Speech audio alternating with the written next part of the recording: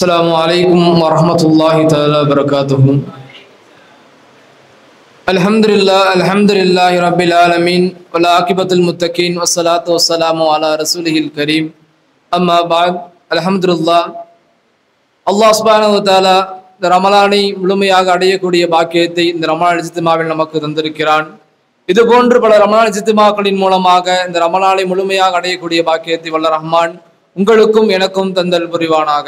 ஆமீன். அல்ஹம்துலில்லாஹ். தினம் ஒரு சஹாபி என்ற அடிப்படையில் சில சஹாபாக்களுடைய வாழ்க்கை வரலாறுகளை நாம் பார்த்து வருகிறோம். அதில் நாம் இன்று பார்க்க இருக்கக்கூடிய சஹாபி, இவர்கள் தன்னுடைய வாழ்க்கையை குர்ஆனுக்காக அர்ப்பணித்தவர்கள். நாம நேற்றைய தினம் பார்த்தோம், மார்க்கத்துல சஹாபாக்கள்ல சில அப்துல்லாக்கள் தான் மிகவும் பிரபலமானவர்கள் என்று பார்த்தோம். அதில் ஒருவராக இருக்கக்கூடிய அப்துல்லா இப்னு மஸ்ஊத் ரலியல்லாஹு அவர்களை பற்றி நாம் இன்று பார்க்க இருக்கிறோம். அல்ஹம்துலில்லாஹ். இவங்க எப்ப பிறக்கிறாங்க அப்படின்னா கிபி 594 மக்கால பிறக்கிறாங்க. இவங்க ரசூல் ஸல்லல்லாஹு அலைஹி வஸல்லம் அவர்கள் இருக்கும்போது ஒரு சிறு வயசு சஹாபியா இருக்கிறாங்க.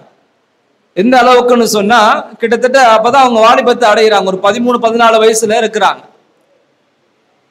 இவர்களுடைய தந்தை இவர்கள் சிறு வயசுல இருக்கும் போது என்ன பண்ணிடுறாங்க, வஃபாத் ஆயிடுறாங்க.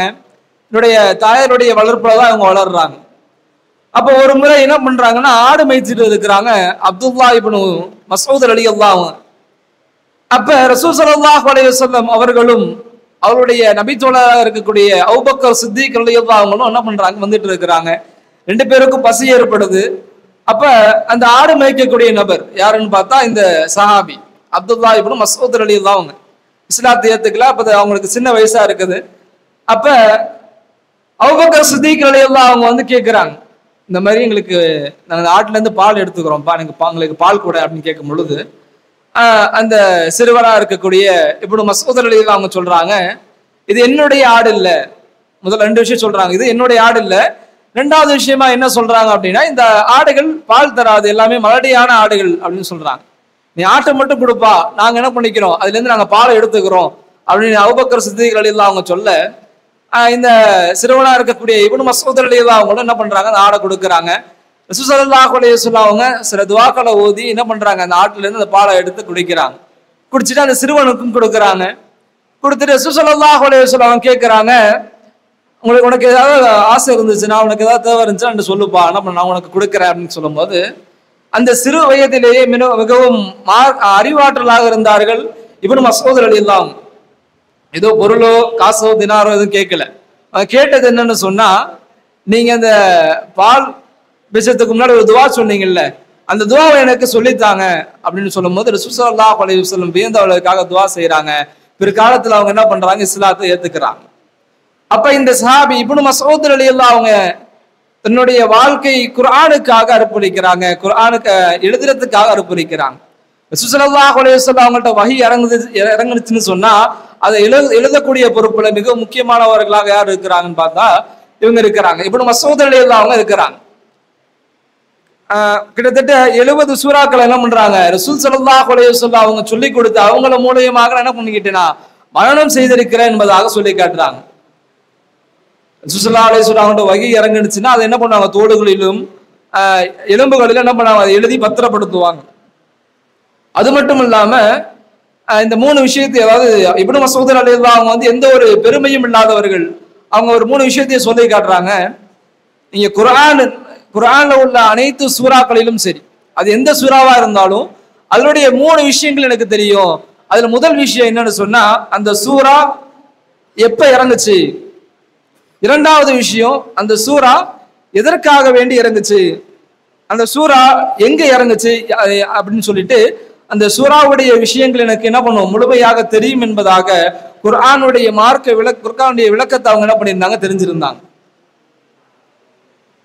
அப்ப ரசூல் ஸல்லல்லாஹு அலைஹி வஸல்லம் அவங்க ஒரு முறை என்ன பண்றாங்கன்னா, ரசூல் ஸல்லல்லாஹு அலைஹி வஸல்லம் அவங்களுக்கு ஒரு வஹி ஏற்படுது. சூரத்துல் அன்ஆம் அந்த சூறா கிட்டத்தட்ட 1.25 ஜூஸ் வருதுன்னு சொல்றாங்க. அந்த சூறா இறங்கும் பொழுது மற்ற சூறாக்கள்லாம் கொஞ்சம் கொஞ்சமா இறங்கும். அதை சஹாபாக்கள் ரசூல் ஸல்லல்லாஹு அலைஹி வஸல்லம் சொல்ல என்ன பண்ணுவாங்க, எழுதி வச்சுப்பாங்க. அப்ப இந்த சூறா முழுமையாக இறங்குது. ரசூல் ஸல்லல்லாஹு அலைஹி வஸல்லம் அவங்க அந்த வழியை வாங்கிட்டு சஹாபாக்கள்கிட்ட வராங்க. வந்து சொல்லும் பொழுது இப்னு அப்பாஸ் ரலியல்லாஹு மஸ்ஊத் ரலியல்லாஹு அன்ஹு, அப்துல்லாஹ் இப்னு மஸ்ஊத் ரலியல்லாஹு அன்ஹு என்ன பண்றாங்க, அவங்க எழுதுறாங்க. எழுதிட்டு அதை அப்படியே சொல்லி காட்டுறாங்க. அந்த அளவுக்கு மரணம் சக்தி உடையவர்கள். ரசூல் ஸல்லல்லாஹு இன்னும் சொல்ல போனா ரசூல் ஸல்லல்லாஹு அலைஹி வஸல்லம் அவங்க இந்த 4 பேர்கிட்ட நீங்க என்ன பண்ணுங்க, குர்ஆனை கத்துக்கங்க அப்படின்னு சொல்றாங்க. அதுல முதலாவதாக யார் இருக்கிறான்னு பார்த்தோம்னா இப்னு மஸ்ஊத் ரலியல்லாஹு அவங்க இருக்கிறாங்க. அந்த அளவிற்கு ஒரு காரி கூட சொல்லலாம். இஸ்லாத்தில் மிக பெரும் காரி என்று அழைக்கப்பட்டவர். பல கலைகள் என்ன பண்ணாங்க, தேர்ச்சி அடைந்தாங்க. ஹதீஸிலும் சரி, சட்டத்திலையும், மார்க்க சட்டத்திலையும் சரி மிகப்பெரிய ஒரு சஹாபியாக திகழ்ந்தவர்கள் இப்னு மஸ்ஊத் ரலியல்லாஹு அவர்கள். அப்ப இந்த சஹாபியையும் நம் குர்ஆனையும் பிரிச்சு பார்க்க முடியுமான்னு கேட்டா பிரிச்சே பார்க்க முடியாது. அந்த அளவிற்கு இவர்களுக்கும் குர்ஆனுக்கும் அவ்வளவு தொடர்பு வாய்ந்தவர்கள். எப்படின்னு சொன்னா, ஒரு முறை என்ன பண்றாங்க, குர்ஆனை ஓதிட்டு இருக்கிறாங்க, சூரத்து ரஹ்மானை ஓதிட்டு இருக்கிறாங்க. அப்ப என்ன பண்றா அப்படின்னு சொன்னா, சத்தமா ஓதிட்டு இருக்கிறாங்க. அப்ப அபூ ஜஹல் என்ன பண்றாரு, இப்னு அப்பாஸ் ரலியல்லாஹு அவங்கள காதுலயே அடிச்சிடுறாங்க. காதுலயே அடிச்சதுனால அவங்களுடைய காது என்ன பண்ணுது, சவுடாயிருது, அவருடைய ஜவ்வு கிழிஞ்சிருது. அந்த அளவுக்கு என்ன பண்ணிடுறாங்கன்னு சொன்னா துன்பத்துக்கு வர்றாங்க. அந்த அளவிற்கு நான் என்ன பண்ணாங்க, அப்பயும் என்ன பண்ணலாம், அவங்களுடைய குர்ஆன் ஓதுறத அவங்க நிறுத்தல. பிற்காலத்துல அந்த போரில் என்ன பண்ணாங்கன்னா, அபூ ஜஹல் அவர்கள் கொல்லப்படும் பொழுது அவருடைய தலையை யார் எடுக்கிறாங்கன்னு பார்த்தா இப்னு மஸ்ஊத் ரலியல்லாஹு அவங்க தான் எடுக்கிறாங்க. சரி, அவங்க எப்ப வஃபாத் ஆகிறாங்கன்னு பார்த்தா இவங்களுடைய 51வது வயசுல கிபி 653. அப்ப கிட்டத்தட்ட அவங்களுக்கு நோய்வாய் ஏற்படுது. அந்த நோய்வாய் ஏற்படும் போது அவங்க உணர்ந்துறாங்க, நமக்கு மரணம் வரப்போகுது அப்படின்னு சொல்லி உணர்ந்து என்ன பண்றாங்க, அங்க இருக்கக்கூடிய சஹாபாக்கள் நசியத்து செய்யறாங்க. ஏன்னா எனக்கு யாரு தொழு வைக்கணும் அப்படின்னு சொன்னா ரசூல் ஸல்லல்லாஹு அலைஹி வஸல்லம் அவர்களுடைய சீடரா இருக்கக்கூடிய ஜுபைர் ரலியல்லாஹு அவங்க தான் எனக்கு தொழு வைக்கணும் அப்படின்னு சொல்றாங்க. அது மட்டும் இல்லாம முக்கியமா இவர்களை பத்தி சொல்லணும்னா ரசூல் ஸல்லல்லாஹு அலைஹி வஸல்லம் உடைய ஹாதிமா இருக்கிறாங்க, ரசூல் ஸல்லல்லாஹு அலைஹி வஸல்லம் உடைய பணியாளரா இருக்கிறாங்க. ரசூல் ஸல்லல்லாஹு அலைஹி வஸல்லம் அவர்களோட இருப்பாங்க. ரசூல் ஸல்லல்லாஹு அலைஹி வஸல்லம் மிஸ்வாக் செய்யணும்னா அந்த மிஸ்வாக் யார்கிட்ட இருக்கும்னா இப்னு மஸ்ஊத் ரலியல்லாஹு அவங்ககிட்ட இருக்கும். ரசூல் ஸல்லல்லாஹு அலைஹி வஸல்லம் தூங்க போறாங்க, அதுக்கான ஏற்பாடுகளை செய்யணும்னு சொன்னா அது இப்னு மஸ்ஊத் ரலியல்லாஹு அவங்க செய்வாங்க. ரசூல் ஸல்லல்லாஹு அலைஹி வஸல்லம் ஒளி செய்ய போறாங்க, அதுக்கு ஏற்பாடுகள் செய்யணும்னு சொன்னா அது யார் செய்வா, இப்னு மஸ்ஊத் ரலியல்லாஹு அவங்க செய்வாங்க. அப்ப ரசூல் ஸல்லல்லாஹு அலைஹி வஸல்லம் அவர்களுக்கு ஒரு ஹாதிமாக ஒரு இருந்தவர்கள் யாருன்னு பார்த்தா இந்த இப்னு மஸ்ஊத் ரலியல்லாஹு அவர்கள்.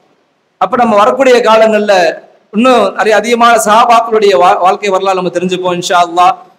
வாய்ப்பளித்ததற்கு அல்லாஹ்வுக்கு நன்றி கூறி விடைபெறுகிறேன். வாஹிரு தவானா அல்ஹம்துலில்லாஹி ரப்பில் ஆலமீன். அஸ்ஸலாமு அலைக்கும் வரஹ்மத்துல்லாஹி தஆலா வபரகாத்துஹு.